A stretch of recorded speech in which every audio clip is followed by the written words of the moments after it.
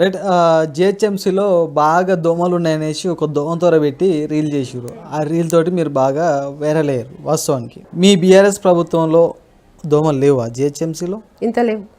ఉన్నా కూడా మేము ఎక్కడికక్కడ మందు కొట్టుకుంటూ సాయంత్రం కాగానే జిహెచ్ఎంసీది బండి వచ్చి ఫాగ్ చేసిపోతుండే. కానీ జిహెచ్ఎంసీలో ఉన్న దోమను కూడా చిన్న దోమను కూడా చిన్నేందండి బీఆర్ఎస్ పార్టీ సుధీర్ రెడ్డి అయితేంది. అసలు విచిత్రం అండి. నేను చిన్న దోమను కూడా బీఆర్ఎస్ పార్టీ సుధీర్ రెడ్డి అయితేంది, సుధీర్ రెడ్డి అనుచరులు అయితేంది, దీన్ని ఒక రాజకీయంగా వాడుకుంటున్నారు. విమర్శలు కూడా వస్తున్నాయి కదా. నేను ఇక్కడ దోమతెర కావాలని వేసి అన్నారు కదా, ఈ పక్క అపార్ట్మెంటే ఎకోపాలిటైన్ అని ఉంటుంది. ఓకే, మీరు పోయి చాలామంది నేను అది చేసినాక కాంగ్రెస్ నాయకులు పోయి అక్కడ ఏమంటే సెక్యూరిటీతోన మాట్లాడినరు. మీరు చెప్పు ఆమె వచ్చేసిందా, ఆమె వచ్చేయించింది కదా అంటే కాదు. అప్పుడు నిజంగా చెప్పాలంటే తగ్గినాయి, కానీ కొద్దిసేపు ఇట్లా నిలబడితే అసలు నోట్లోకి పోయేటట్టుగా. ఇంకా చెరువు ఉంది, బాగా దోమలు వస్తున్నాయి.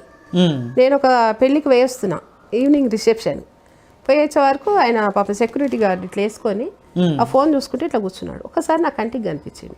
పక్కకున్న వాళ్ళని అడిగిన, అరే ఏంది నేను ఇట్లా కూర్చున్నాడు అంటే, అయ్యో మీరు ఈరోజు చూస్తున్నారా, రోజు ఆయన అట్లనే కూర్చుంటాడు అన్న. నేను దాన్ని తీసి సోషల్ మీడియాలో పెట్టాలని తీయలేదు. అదే ఆయన పడుతున్న బాధను చూసి నేను ఏదో స్టేటస్లో అట్లా పెట్టుకుందాం అనుకొని నేను సోషల్ మీడియా పెట్టి అది చాలా పెద్ద వైరల్ అయింది.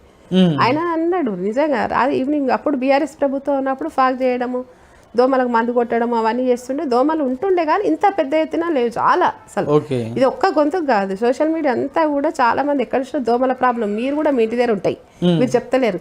గతం పోల్చుకున్నా ఇప్పుడు పోల్చుకున్నా కూడా తేడా కనిపించింటుంది మీకు. అదే నేను తీసుకొచ్చిన, ఎక్కడ కూడా నేను దోమతెర వేయలేదు. కేటీఆర్ గారు కూడా అభినందించినట్టు. అవును అవును అవును. ఎట్లుంది అప్పుడు కేటీఆర్ గారు? చాలా చాలా హ్యాపీగా అనిపించింది, చాలా సంతోషం అనిపించింది.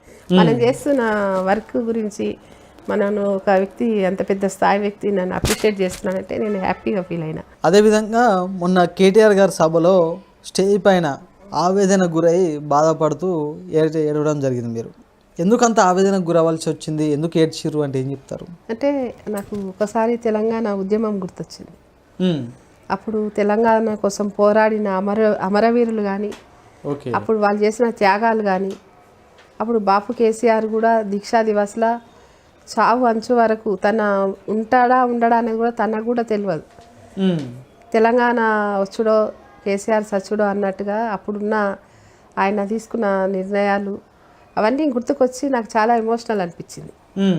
ఎందుకంటే ఎంతోమంది త్యాగంతో వచ్చిన ఈ తెలంగాణ. కానీ మీరు ఎమోషన్ అంటారు, కింద కామెంట్స్ చూసిరా?